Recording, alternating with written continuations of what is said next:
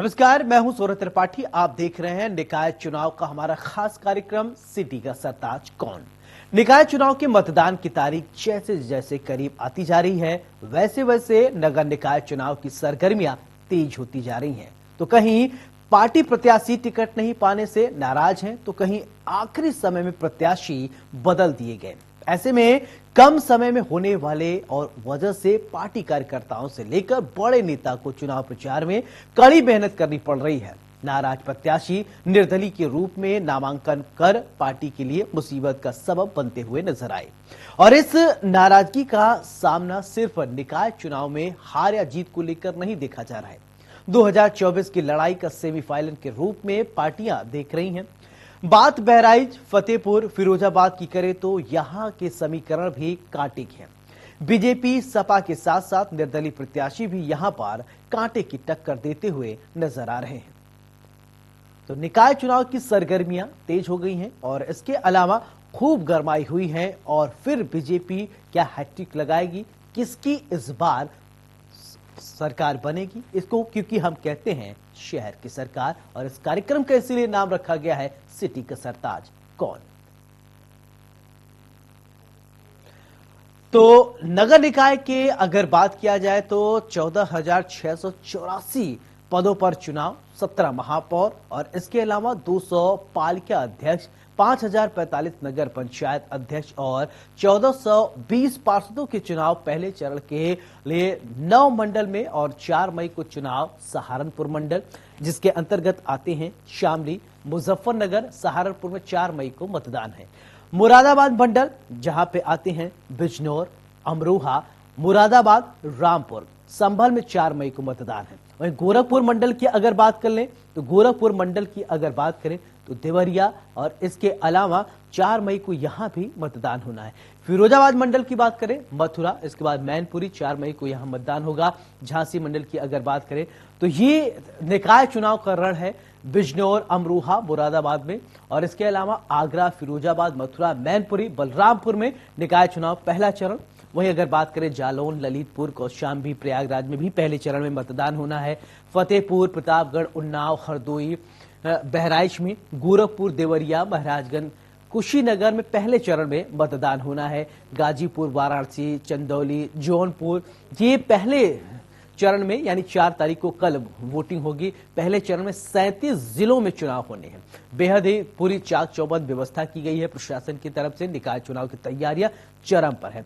वहीं निकाय चुनाव का पहला चरण अगर बात करें 2017 निकाय चुनाव में 3.35 करोड़। वहीं अगर बात किया जाए स्थिति की तो आरक्षी और अनारक्षी की अगर बात किया जाए तो 47,985 होमगार्ड पीएसी की और 86 कंपनियां तैनात की गई हैं, और पीएसी की 35 कंपनियां और 7,500 प्रशिक्षण लिए गए हैं, और प्रशिक्षु को भी वहां पे लगाया गया ताकि किसी प्रकार की कोई दिक्कत ना हो। निकाय चुनाव के पहले चरण की बात करें तो ये जहां कल चुनाव होने हैं, और पहले फेज में आपकी टेलीविजन स्क्रीन पर फ्लैश हो रही है, फिर से मैं पढ़ के आपको बता देता हूं। बिजनौर, अमरोहा, मुरादाबाद, आगरा, फिरोजाबाद, मथुरा, मैनपुरी, बलरामपुरी, ये और इसके अलावा जालौन, ललितपुर, कौशाम्बी, प्रयागराज। निकाय चुनाव को पहला चरण यहां चुनाव होंगे। पूरी पुख्ता इंतजाम कर लिए गए हैं, और इसके अलावा बेहद ही दिलचस्प इस बार चुनाव होने वाला है। गोरखपुर, देवरिया, महाराजगंज, कुशीनगर पर कल वोटिंग होगी, और गाजीपुर, वाराणसी, चंदौली, जौनपुर में भी कल ही मतदान होने हैं पहले चरण की। इसके अलावा पहले चरण में 37 जिलों में मतदान होने हैं, और ये बेहद ही दिलचस्प है। सहारनपुर, मुरादाबाद, आगरा, गोंडा, श्रावस्ती में भी पहले चरण, यानी 37 जिलों की बात करें तो 37 जिले आपके टीवी स्क्रीन पर फ्लैश हो रहे हैं, जहां पर कल मतदान होंगे पहले चरण की। पहले चरण की अगर बात करें तो पूरी तैयारियां मुकम्मल कर ली गई हैं, और निकाय चुनाव की हर एक बारीकियों को हम आप तक पहुंचा रहे हैं। तैयारियां कैसी हैं इस बार की अगर बात किया जाए, बिजनौर, अमरोहा, आगरा, फिरोजाबाद, मथुरा, मैनपुरी, बलरामपुरी में कल मतदान होने हैं। इसके अलावा बात किया जाए सुरक्षा व्यवस्था को लेकर, प्रशासन की तरफ से सुरक्षा व्यवस्था मुकम्मल की गई है। इसके अलावा पोलिंग बूथ किस तरीके से स्ट्रांग करना है, उसको पोलिंग पार्टियां आज ही रवाना कर दी गई हैं, और इसके अलावा सुरक्षा की व्यवस्था को पुख्ता इंतजाम किया जाएगा, क्योंकि ये निकाय चुनाव है। निकाय चुनाव यानी शहरी चुनाव, और इस चुनाव में मेन मुद्दे होते हैं स्थानीय मुद्दे।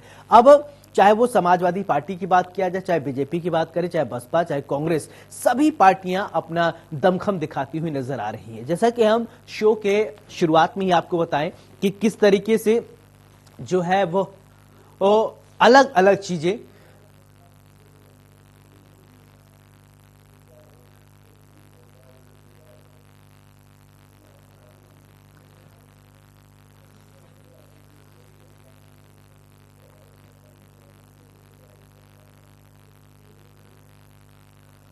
तो मुजफ्फरनगर और बताया जा रहा है कि शामली से हमारे सहयोगी जुड़ रहे हैं। तो दो सहयोगी हमारे जुड़ रहे हैं। सबसे पहले शामली का रुख करता हूं। वरुण, अगर बात किया जाए तो कैसी तैयारियां की गई हैं? शामली में जो है प्रशासन की ओर से पुख्ता इंतजाम किए गए हैं, सुरक्षा व्यवस्था के जो है पुख्ता इंतजाम किए गए हैं। और जी। जो 10 निकाय चुनाव, जो शामली में 10 नगर पंचायतें और नगर पालिकाएं हैं, वहां के लिए फोर्स की तैनाती कर दी गई है। जो मतदान जो अभिकर्ता है, जो मतदान कराने के लिए निर्वाचन आयोग से जो टीमें लगाई गई हैं, वो रवाना हो गई और अपने जो मुकम्मल स्थान है जहां पे मतदान केंद्र बनाए गए हैं वहां पर पहुंच गई है। हम्म। अगर शामली की बात करें तो शामली में 10 कुल नगर पंचायत और नगर पालिकाएं हैं, जिनमें जी। शामली शहर, जो उत्तर प्रदेश के मुख्यमंत्री योगी आदित्यनाथ है, वो जो शामली में भी एक बड़ी रैली को संबोधित करके गए थे। चूंकि शामली में कैराना पड़ता है, हाँ। कांदला पड़ता है, तो दोनों नगर पालिकाएं जो है बीजेपी के लिए भी अहम मानी जाती हैं। जी जी। अगर बात किया जाए शामली को, तो कई सारे जगह जो है अति संवेदनशील भी आते हैं, यानी पर वहां पर सुरक्षा व्यवस्था की विशेष व्यवस्था करनी होगी। तो कैसी व्यवस्थाएं की गई हैं? बिल्कुल, देखिए सुरक्षा व्यवस्था की बात की जाए तो जो है शामली में 5 पीएससी की अतिरिक्त बटालियन लगाई गई हैं। शामली जनपद की फोर्स के अलावा बागपत, मेरठ और जो नोएडा, गाजियाबाद और बरेली की फोर्स यहाँ पर लगाई गई है। चूंकि जिन जनपदों में चुनाव नहीं है तो उस जिलों से फोर्स की बाकायदा तैनाती की गई है। इसके अलावा अतिरिक्त आरएएफ की टीमें यहाँ पर लगाई गई हैं। चूंकि कैराना और कांदला अति हाँ। संवेदनशील है बेहद, और खुद जो है प्रदेश के जो मुखिया हैं वो उसकी मॉनिटरिंग कर रहे हैं, तो जाहिर सी बात है कि वो नहीं चाहेंगे कि चुनाव में किसी प्रकार का बवाल हो या चुनाव में कोई असामाजिक तत्व किसी भी प्रकार की जो है अपनी धींगा मस्ती करने का प्रयास करे। तो ठीक सुरक्षा है, व्यवस्था के मुजफ्फरनगर का मुकम्मल। रुख करते हैं, जहां पर सहयोगी धर्मेंद्र जुड़े हुए हैं। धर्मेंद्र, आपसे जानना चाहेंगे मुजफ्फरनगर में अगर तैयारियों की बात करें तो किस तरीके से तैयारियां की गई हैं कल के लिए? जी देखिए, मैं बताना चाहूंगा प्रशासनिक तैयारी की जहां तक बात है, आज पूरा दिन पोलिंग पार्टियां अपने गंतव्य की ओर रवाना की गई और साथ में सुनिश्चित किया गया कि वो पोलिंग पार्टियां अपने बूथों तक पहुंच गई है। वहां पर उन लोगों की मॉनिटरिंग की जा रही है और उनकी सुरक्षा की व्यवस्था मुजफ्फरनगर पुलिस के साथ साथ बीएसएफ की 2 कंपनियां है और साथ में 6 कंपनी पीएससी की है। क्योंकि मुजफ्फरनगर में 10 निकाय चुनाव है, जिनमें 2 नगर पालिका और 8 नगर पंचायतें हैं, जिनका इन पंचायतों की बात की जाए तो 118 अध्यक्ष पद के लिए उम्मीदवार खड़े हैं। वहीं सदस्य पद की बात की जाए तो 1081 सदस्य पद के लिए सदस्य खड़े हुए हैं, जिनका भाग्य है 6.5 लाख मतदाता करेंगे। और ये सुनिश्चित कर लिया गया है कि पूरी तरह से सुरक्षा चाक चौबंद है, पूरी तरह से एक एक चीज की मॉनिटरिंग की गई है, सोशल मीडिया पर ध्यान रखने वाली बात की गई है। और रात में भी जो बूथ है, मतदान स्थल है, क्योंकि इस बार जो मतदान है मुजफ्फरनगर में वो मतपत्र द्वारा किया जाएगा और ये सुनिश्चित किया पूरी तरह से मतपत्र सुरक्षित रहे और किसी भी तरह का भ्रम अगर कोई फैलाता नजर आए तो उसके खिलाफ कानूनी कार्रवाई तुरंत अमल में लाया जाए, ये प्रशासन की सोच है। बिल्कुल धर्मेंद्र, अगर बात किया जाए चुनाव से एक दिन पहले का वक्त बेहद अहम, बेहद क्रूशियल टाइम हो जाता है। बहुत जगह खबरें ऐसी आती हैं, कहा जाता है कि वोट के बदले नोट, नोट के बदले वोट। अभी एक वीडियो वायरल हो रहा था, उस 100 रुपए के नोट बांटे जा रहे। तो इस तरीके की जो चीजें होती हैं उन पर नकेल कसने के लिए प्रशासन की तरफ से कोई टीम या ऐसी रेगुलेटरी बॉडी बनाई गई हो? बिल्कुल, देखिए मॉनिटरिंग टीम और साथ साथ में जो फ्लाइंग स्क्वाड की टीम है उनका गठन किया गया था। मुजफ्फरनगर में ही 2 करोड़ से ज्यादा की इन टीमों ने जो है रिकवरी की है और साथ साथ में ये सुनिश्चित किया है कि मुजफ्फरनगर के एक शाहपुर कस्बा पड़ता है, वहां की भी एक वीडियो वायरल हुई थी जिसमें समय से पहुंचकर इन लोगों ने उनको पकड़ने का काम किया और उसके साथ में आपराधिक अपराध जो पंजीकृत किया गया था उसके बाद इनको सलाखों के पीछे पहुंचाया गया और डीएम और प्रशासन द्वारा ये सुनिश्चित कर लिया गया, एक मैसेज देने का काम किया गया कि जो आज की रात है वो पूरा कहीं प्रत्याशियों में भारी है, क्योंकि आज ही की रात के बाद जो कल का सूर्योदय होगा कहीं ना कहीं निर्णायक वोट के लिए होगा। तो सभी प्रत्याशी ये सुनिश्चित करना चाहते हैं कि जो उनका वोटर है, जो उनके पक्ष में वोटर है, वो कम से कम लोभ लुभावन की स्थिति में या किसी भी स्थिति में उनके पक्ष में मतदान करे। बिल्कुल वरुण, अगर बात करें तो 3 मई का दिन बेहद ही खास है, क्योंकि आज ही जो होना है वो हो गया, कल तो अंतिम मुहर जो है वो जनता लगाई देगी। बिल्कुल देखिए, प्रशासन की ओर से भी जब कल शाम 6 बजे चुनाव प्रचार थमा तो उसके बाद से शामली में पुलिसिंग जो है बेहद ही जो है अहम रोल निभा रही है। गलियों में जो भीड़ी गलियां हैं, जो जहां पे जो है व्यक्ति अधिक रहते हैं, जहां पर जो है संवेदनशील क्षेत्र है, वहां पर बकायदा जो है अधिकारी लगातार गश्त कर रहे हैं और लोगों से अपील कर रहे हैं कि अधिक संख्या में अपने घरों से मत निकले, क्योंकि जनपद में धारा 144 लागू है। तो हर कोई ये चाह रहा है कि चुनाव जो है बिल्कुल सकुशल निपटा जा सके। खुद जनपद के जिलाधिकारी रविंद्र कुमार सड़कों पर आज पूरा दिन घूमते नजर आए। उसके अलावा वो अपील कर रहे थे कि कल जो मतदान होगा अधिक से अधिक मतदाता बाहर निकले और अपने प्रत्याशियों जिसको उनका मन है उसके पक्ष में मतदान करे, मतदान सकुशल हो, मतदान में शांति व्यवस्था बनी रहे। इसके लिए भी जो है जनपद के एसपी की ओर से बकायदा सोशल मीडिया पर मैसेज पुलिस की तरफ से वायरल किए गए हैं कि किसी जी, प्रकार की कोई अफवाह ना फैलाए। यदि कोई अफवाह फैला रहा है तो उसकी सूचना पुलिस को दे, जिसके विरुद्ध जो है शामली पुलिस कठोर कार्रवाई अमल में लाएगी। जी ठीक है। धर्मेंद्र, आपसे एक चीज ये समझना चाहेंगे, देखिए अगर अभी तक तो जो जितनी सियासी पार्टियां थी सबने अपने अपने स्तर पर बात किया, कोशिश किया, प्रचार किया, जनता की अगर बात कर लें तो क्या कुछ आपको रुख लग रहा है? जनता के बीच में आप गए होंगे, क्या कुछ निकल कर सामने आ रहा है? अगर हम संभावनाओं की बात करें तो किसकी बात बनती हुई नजर आ रही है? बिल्कुल देखिए, मुजफ्फरनगर की जहां तक बात है तो मुजफ्फरनगर में गठबंधन आरएलडी सपा और आसपा का जो गठबंधन है, कहीं ना कहीं वो ये कोशिश कर रहा है कि जो बीजेपी से नाराज है, जिन लोगों के टिकट नहीं है, उनके सारे बीजेपी को मात देने की कोशिश की जाए। लेकिन वहीं अगर बात की जाए स्थानीय लोगों, क्योंकि ये कोई स्थानीय सरकार होती है और शहर या नगर पंचायत का ही मुद्दा इस पर हावी होता है, ग्रामीण अंचल या गांव से कोई मतलब नहीं होता। वे ये कोशिश करते हैं कि हमारी ही सरकार केंद्र में है, हमारी प्रदेश में है, हम योजनाएं लेकर आएंगे और कहीं ना कहीं आप लोगों को जो है लाभान्वित करेंगे, आपकी समय से समस्या जो है कहीं ना कहीं एक तरह से समस्या का निस्तारण कर पाएंगे। हालांकि पिछले दिनों बात की जाए तो पहले जो मुजफ्फरनगर नगर पालिका की चेयरमैन थी वो पहले कांग्रेस से जीती थी, बाद में 2 साल पहले ही वो भाजपा भारतीय जनता पार्टी में आ गए, लेकिन सही से काम नहीं करा पाई है। उसकी भी दुआई कहीं ना कहीं राजनीतिक दल भारतीय जनता पार्टी दूसरों को कोसने की बात करती है और लगातार मतदाताओं को ये विश्वास दिलाने की कोशिश कर रही है कि हम जो है भारतीय जनता पार्टी कहीं ना कहीं लोगों का विश्वास जीत पाएंगे। लेकिन वहीं अगर दूसरी तरफ गठबंधन की बात की जाए तो कहीं ना कहीं जो सरकारों की या कमियां हैं उनको खामियां को उजागर करने की कोशिश कर, लेकिन कहीं ना कहीं भारतीय जनता पार्टी का पलड़ा भारी नजर आ रहा है। ठीक है वरुण, अगर बात किया जाए कल की, तो कल सुबह से ही मतदान केंद्रों पर मतदान शुरू हो जाएंगे। बहुत सारे दिव्यांगजन भी होते हैं या वरिष्ठ लोग हैं जो वहां पर पहुंचने में थोड़ा कैपेबल नहीं होते हैं, उनके लिए भी प्रशासन की तरफ से व्हील चेयर या किसी तरीके की व्यवस्थाएं की गई हों? बिल्कुल देखिए, प्रशासन की ओर से प्रत्येक मतदान केंद्र पर जो है जो पोलिंग बूथ बनाए गए हैं उन पर एक व्हील चेयर की व्यवस्था की गई है। चूंकि जो मतदाता अपने घर से निकल कर आता है, वृद्ध होता है, विकलांग या कोई मतदाता होता है, तो उसको जो है जो चुनाव में ड्यूटी लगाई गई है, जो बीएलओज बनाए गए हैं, उनकी तैनाती वहां पर की गई है कि जो वोटिंग करने के लिए मतदाता आए, जिसको चलने में दिक्कत हो या फिर अन्य कोई शारीरिक दिक्कत हो, उसको मतदान केंद्र तक उसकी लाने ले जाने की जिम्मेदारी जो है वहां पर बाकायदा तय कर दी गई है। जी जी, वरुण, अगर बात किया जाए कि कल की जो मतदान केंद्र है, मतदान केंद्रों पे कई सारी ऐसी जगह हैं, शरारती तत्व भी इधर उधर घूमते रहते हैं और ऐसे लोगों पर भी नकेल लगाने के लिए कोई व्यवस्था की गई है ताकि जो शरारती तत्व हों वो इधर उधर आसपास न घूमे, क्योंकि वहां भी सेटिंग चलती रहती है।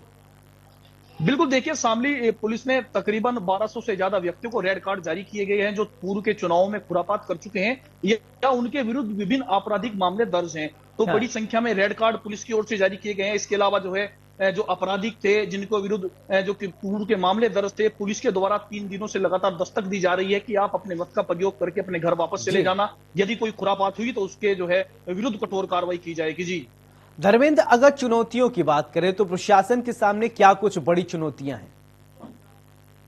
जी देखिए, सबसे बड़ी चुनौती सोशल मीडिया होगी, क्योंकि सोशल मीडिया पे ही सबसे पहले जो धार्मिक भ्रम फैलाने वाले विचार है या वीडियो है या पोस्ट होती है, उन पर ही सब सामने आती है। इसके लिए जिला प्रशासन ने कंट्रोल रूम स्थापित किया है और उस पर बाकायदा नंबर जारी कर दिए गए हैं।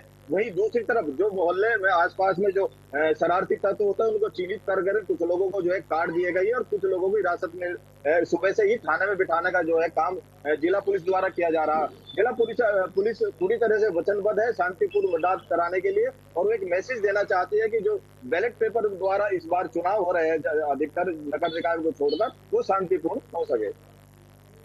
ठीक है धर्मेंद्र, अभी आप जिक्र कर रहे थे कि पार्टियों के बारे में कुछ निर्दलीय ऐसे प्रत्याशी हैं हो गए हैं जो पार्टी से नाराज हैं, यानी चाहे वो बीजेपी से हो, चाहे सपा, चाहे आरएलडी से, यानी जो नाराज है, अलग हो गए हैं, वो वोट कटवा का काम करेंगे क्या इन पार्टियों के लिए? बिल्कुल, ये वोट कटवा के काम करेंगे। सबसे पहले मैं बीजेपी की बात कर लेता हूँ। मुजफ्फरनगर में गौरव स्वरूप की पत्नी जो चित्तरंजन स्वरूप की पूर्व मंत्री है समाजवादी पार्टी के, उनकी पुत्र वधू को जो है टिकट दिया गया है। कहीं ना कहीं भारतीय जनता पार्टी के बहुत सारे कार्यकर्ता इस लाइन में थे, उनको नहीं मिला, लेकिन हालांकि कुछ कार्यकर्ताओं को मना लिया गया है, लेकिन फिर भी कहीं ना कहीं जो टिकटार थी कहीं ना कहीं भारतीय जनता पार्टी को नुकसान कर गया। वही अगर गठबंधन की बात की जाए तो गठबंधन में ये सीट राष्ट्रीय लोकदल की मानकर चला जा रहा था, लेकिन अचानक से समाजवादी पार्टी का संबल मिला है, तो इस वजह से बार बार गठबंधन भी 4 प्रेस कॉन्फ्रेंस इस बारे में कर चुका है कि हम सब एक है, एक मत होकर चुनाव लड़े। कहीं ना कहीं दोनों ही पार्टियों को अपने कहीं ना कहीं मतदाताओं में भ्रम की स्थिति है और उनको संभालने का ये दोनों ही पार्टी काम कर रही है। बिल्कुल वरुण, एक सवाल मेरा ये कि बीजेपी की अगर बात कर लें, और आपने देखा होगा कि बीजेपी के स्टार प्रचारक इस बार मुख्यमंत्री योगी आदित्यनाथ ही रहे, हर जगह पहुंच रहे हैं, चुनाव प्रचार कर रहे हैं, लेकिन समाजवादी पार्टी की तरफ से अगर बात कर लिया, अखिलेश यादव जनता के बीच में ज्यादा नहीं गए, मायावती जनता के बीच में नहीं गई, इसके अलावा कांग्रेस प्रियंका गांधी, राहुल गांधी तो गए ही नहीं। तो क्या मुख्यमंत्री योगी आदित्यनाथ का जनता के बीच में जाना एक बड़ा संदेश और जो है प्रत्याशी उनके लिए लाभदायक हो? बिल्कुल देखिए, चूंकि 2024 का जो है चुनाव सर पर है, उत्तर प्रदेश सरकार चाहती है कि जिस प्रकार से बेहतर प्रदर्शन वो 2014 और 2019 में कर चुकी है उत्तर प्रदेश में, इस प्रकार का जो है वो हैट्रिक लगा सके, उसी के लिए खुद मुख्यमंत्री प्रत्येक जनपदों में जा रहे हैं, और प्रत्येक जनपदों की जो जिला केंद्र की जो सीट है, जो जिला केंद्र की निकाय के चुनाव है, उन पर वो बाकायदा रैलियां कर रहे हैं। शामली भी योगी आदित्यनाथ जी आए थे, उन्होंने तमाम तरह के मुद्दे, और शामली में जो उन्होंने विकास की योजनाएं लाई हैं, शामली जनपद के निवासियों के लिए जो विकास उन्होंने कराए हैं वो गिनाए, और अपने विकास और सुशासन और कानून व्यवस्था के मुद्दे पर मत मांगे। आपको बता दें, शामली में जो है, शामली में भाजपा और जो विपक्षी दल हैं, समाजवादी पार्टी, राष्ट्रीय लोकदल और भीम आर्मी, उन तीनों जो है मिलकर के चुनाव लड़ रही है। 10 निकाय चुनाव है, सब पर गठबंधन और भाजपा का सीधा चुनाव नजर आ रहा है। जी ठीक है धर्मेंद्र, एक सवाल फिरा ये कि जिस तरीके से बात चल रही है चुनाव को लेकर, ये पुख्ता तौर पर अभी हम नहीं कह सकते हैं कि बीजेपी बनाएगी सरकार या कौन बनाएगा, ये तो 13 तारीख को स्पष्ट होंगे, लेकिन संभावनाओं की अगर बात करें तो बीजेपी इस बार दावा कर रही है कि ट्रिपल इंजन की सरकार बनाएंगे, नहीं क्योंकि इसको निकाय चुनाव को शहर की सरकार हम कहते हैं। बिल्कुल, देखिए मुजफ्फरनगर में 10 नगर निकाय हैं, जिनमें 2 नगर पालिका है, बाकी 8 नगर पंचायत है। अगर नगर पंचायतों की बात करें तो बीजेपी वहां पहली बार अपना जो है कैंडिडेट खड़ा कर पाई है। हालांकि अभी डामाडोल की स्थिति है, इतनी मजबूत वहां पर नहीं है, लेकिन हाँ, जो बड़ी नगर पालिका मुजफ्फरनगर में है, कहीं ना कहीं संभावनाएं हैं कि वहां पर अपने आप को बीजेपी एक मजबूत तरीके से पेश करने में सक्षम नजर आ रही है। बिल्कुल वरुण, एक सवाल ये कि अगर बात किया जाए निकाय चुनाव को लेकर, कल की बात यानी 4 तारीख की, तो 4 तारीख का जो ये दिन है बेहद ही खास होने वाला, क्योंकि 37 जिलों में जो है मतदान होने हैं। क्या एक्स्ट्रा फोर्सेस भी लाई गई हैं? बिल्कुल देखिए, बकायदा जो है जिन जनपदों में चुनाव नहीं है, चूंकि शामली जनपद सहारनपुर मंडल के अंतर्गत आया था, तो यहाँ बराबर में मेरठ मंडल में 11 तारीख को चुनाव है। तो मेरठ मंडल के जो जनपद हैं, उन जनपदों में जैसे गाजियाबाद है, नोएडा है, बागपत है, और खास करके जो बुलंदशहर है, वहां की फोर्स बकायदा शामली में लाई गई है। इसके अलावा आरएएफ की टुकड़ियां यहाँ पर हैं, और 6 कंपनियां पीएससी की जो है शामली के चुनाव को सकुशल कराने के लिए लगाई गई है। तो पुलिस फोर्स की पुख्ता व्यवस्था यहाँ पर की गई है। जी चलिए, आप दोनों का बहुत बहुत शुक्रिया। तो अब 4 तारीख का दिन बेहद ही खास, 37 जिलों में मतदान होंगे। मतदाता सुबह से ही कतारबद्ध तरीके से वोटिंग करने पहुंचेंगे। आप भी अपने घरों से निकलिए, जहां आप हैं या आपके यहां अगर आपके जिले में वोटिंग होनी है तो अपने मताधिकार का इस्तेमाल जरूर करें। सिटी के सरताज इस कार्यक्रम में मेरे साथ इतना ही। नमस्कार।